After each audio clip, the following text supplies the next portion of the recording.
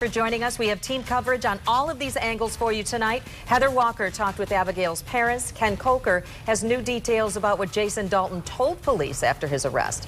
But we want to start tonight with 24-Hour News 8's Leon Hendricks, who has been sifting through those 911 calls. Leon.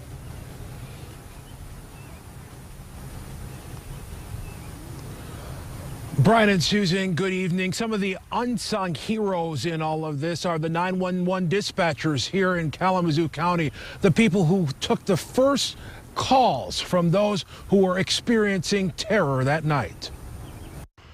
Kalamazoo County 911. We just heard gunshots. Kalamazoo County 911. I'm at the Kalamazoo Cracker Barrel, and there's been gunshots in a car. I don't know. The car sped off, please. The calls kept coming in that night as terror gripped Kalamazoo County. Desperate calls for help that emergency responders were able to learn in due time were all connected. It's a blue HHR, dark blue, and it drove off right as we pulled up. In one call, you can hear the caller trying to keep shooting victim Tiana Carruthers stabilized. Please don't move. They coming, okay? Please don't move. We got the kids. Please don't move. Just stay there. 911 calls were part of a package of new information released about the Kalamazoo killings today. Police also released reports that detailed Jason Dalton's bizarre behavior that night, a first clue that some of this was premeditated. After Carruthers was shot, police say Dalton switched out cars and spoke to his wife in the process. He gave her a handgun, told her she wasn't safe without it. He then told her that she wouldn't be going back to work and the kids wouldn't be going back to school. Told her, the report says, quote, she would see what he was talking about on the news. She last spoke with him at 8:30 that night before the murders took place. 2 cars have been shot up. There's 3 people in one car, and one guy is not moving. Newly released dash cam video shows how it all ended. A calm Jason Dalton pulled out of his car and arrested. In his pocket, a 9mm Walther brand handgun with an extended clip. He was escorted to the police cruiser, police say, silently staring straight ahead as they asked him basic questions and he ignored. Just before 1 a.m., the terror was over. Aside from coordination between multiple law enforcement agencies, it is clear that key information from witnesses who were able to give police detailed information about what they saw helped bring this situation to a close. Brian and Sue. All right, Leon Hendricks, thank you for that. And our team coverage continues tonight with Ken Kolker, who has uncovered some new disturbing information about Dalton from those police interviews. Ken?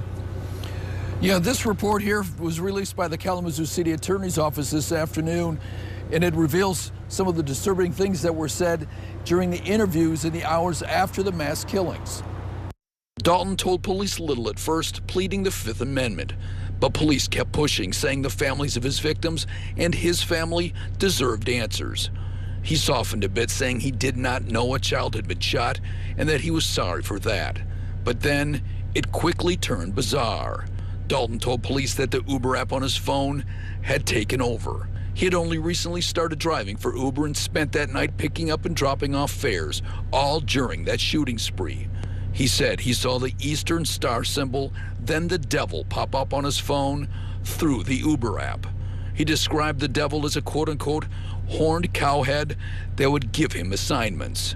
He said he picked his targets randomly, but that he did not recall the killings at Sealy Kia.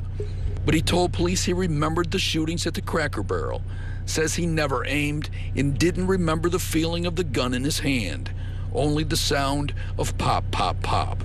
Dalton was wearing a bulletproof vest at the time of his arrest and was carrying a loaded 9mm handgun.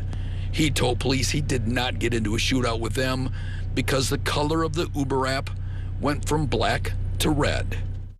Now, Dalton had no known mental health issues before this, which is why he could legally own a gun. But a judge has ordered a psych exam to see if he is competent to stand trial. As for police, we spoke with Chief Hadley, who says he doesn't believe he was motivated by that Uber app.